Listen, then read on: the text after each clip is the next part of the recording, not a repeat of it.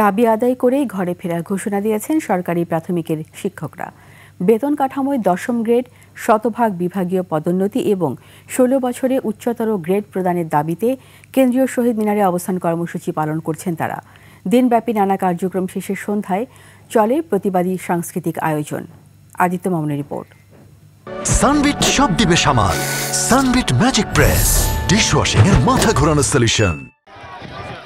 দেশের ৬৫,৫৬৭টি প্রাথমিক বিদ্যালয়ে ১,৬,০০,০০০ শিক্ষার্থীর বিপরীতে শিক্ষক মোটে ৩,৮৪,০০০। এর মধ্যে সহকারী শিক্ষকই ৩.৫ লাখ, যাদের বেতন ১৩তম গ্রেডে সর্বোচ্চ ২৬,০০০ টাকা। দীর্ঘদিন এই অসম বেতন কাঠামোর পরিবর্তে মানসম্মত ও সম্মানজনক বেতন চেয়ে আসছিলেন শিক্ষকরা। সবশেষ শনিবার শাহবাগে সহকারী শিক্ষকরা ১৩তম গ্রেড থেকে ১০ম গ্রেডের দাবিতে আন্দোলনে নামলে পুলিশি হামলার ঘটনাও ঘটে।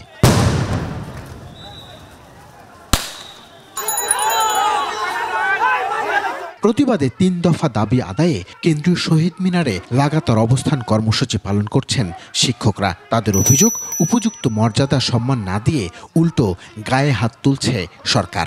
এবার পুলিশ ভাইদেরকে যারা ব্যবহার করে, এবার আন্দোলন তাদের।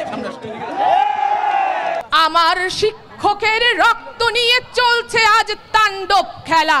সন্ধ্যায় চলে সাংস্কৃতিক আয়োজন। গানে কবিতায় দাবি আদায়ে আওয়াজ তোলেন শিক্ষকরা। দাবি আদায় না হলে আজ বারদানে আর ফিরে যাব না। ক্ষোভ প্রকাশ করেন গ্রেফতার ও হামলায় আহত শিক্ষকরা। প্রত্যেকটা শিশু সন্তানকে অক্ষর জ্ঞান দেই, নীতি জ্ঞান দেই, নৈতিকতা শিখাই। সেই আমরা শিক্ষক কেন নির্যাতনের শিকার হব? আমরা 5 জন 5,000 25,000 হয়ে আমরা আবার জেলে যেতে রাজি আছি। ১০ম গ্রেডের দাবি মানা না হলে কঠোর কর্মসূচির হুঁশিয়ারি দেওয়া হয়। এই জায়গাটাতে আমরা আজকে ঘুমাবো, আমরা কোথাও যাব না যে পর্যন্ত আমাদের এই ন্যায্য দাবি আদায় না হবে। লিখিতভাবে কোনো ডকুমেন্ট ছাড়া আপনারা এই আন্দোলন থেকে কিন্তু পিছপা হবেন না। সরকার দ্রুত দাবি মেনে নিলে শ্রেণীকক্ষে ফিরতে চান তারা। আদিত্য মামুন, ২১শে টেলিভিশন, ঢাকা।